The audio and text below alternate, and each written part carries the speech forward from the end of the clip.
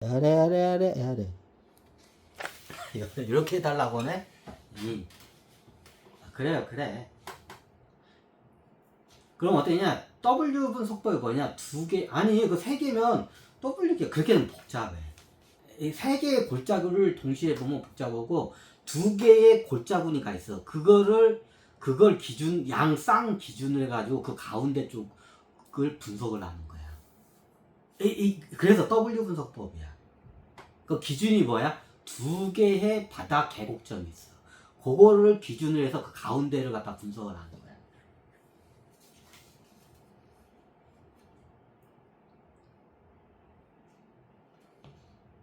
이해가 돼요? 그럼 어떻게 되냐? 자, 내가 이제 세 개의 사례를 할 거야. 이걸 동시에 하게 되면 여러분들 헷갈려. 그럼 어떻게 되냐? 최근에 있었던 2020년도 코로나 사태하고 그 전에 있었던 1998년도, 2008년도 어떻게 되냐? 그 미국발 금융위기 사태, 리먼 브라더스 사태. 근데 왜 리먼 브라더스 사태라고 해요? 거기가 어떻게 되냐면 폭탄이 터지기 전에 불씨가 먼저 하나가 생긴 게 그게 리먼 브라더스 사태야. 리먼 브라더스 때가 뻥 터지면서 도면처럼 짜자자 약한 것들이 도면처럼 따다다다다다 무너지는 거야. 그게 전 세계로 번진 거야, 금융위기가. 이게 미국발 금융위기 사태야, 이게. 정확히 말하면 미국발 금융위기 사태야. 이제 그 시발 촉발점이 리먼 브라더스이기 때문에 리먼 브라더스 사태라고 하는 거야, 그냥. 이해가 돼요? 자, 그러면 두 개의 쌍계곡을 기준으로 해서 그 가운데 지점을 대략 분석하는 거야. 그러면 바로 있던 그 폭락점하고 이쪽까지 어떻게 보면 걔 대략적으로 앞으로 어떻게 거시적으로 주식 시장이 움직일 건지 어떻게 대략적인 애매모호하지만 대략적인 게 예측이 가능해. 요게 W 분석법이야.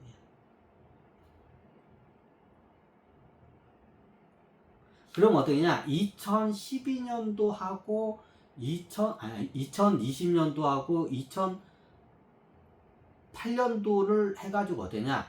거기를 기점으로 해서 가운데를 분석을 해봐. 가운데를. 이게 어떠냐? 이게 계곡 분석이잖아. 잘 보면 어떠냐? 그때가 지나고 나면 대부분 주식들이 다 그때가 싸. 평균적으로. 그죠?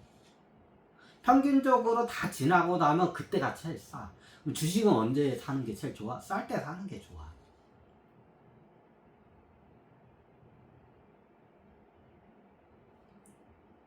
쌀 때 사는 게 쌀 때 좋아. 그러니까 W 분석자 그냥 어떻게 그냥 사태 투자, 사태 계곡점, 사태가 발생해야 대폭락이 일어나고 계곡점이 이때 발생해. 그러면 어때? 이때가 대바닥 시점이야.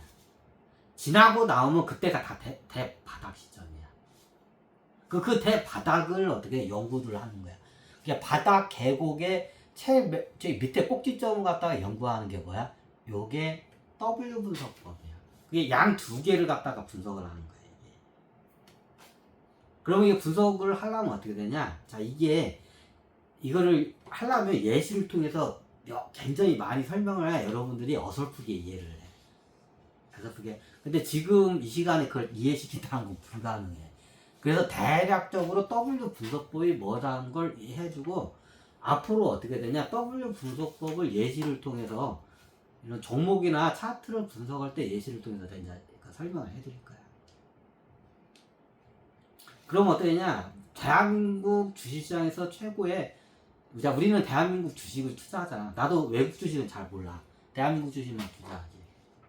대한민국 주식에서 최고 바닥 계곡 꼭지점이 생겼을 때가 2020년도 2020년도 코로나 사태, 2008년도 미국발 금융위기 사태, 그 다음에 1997년 IMF 외환위기 사태야.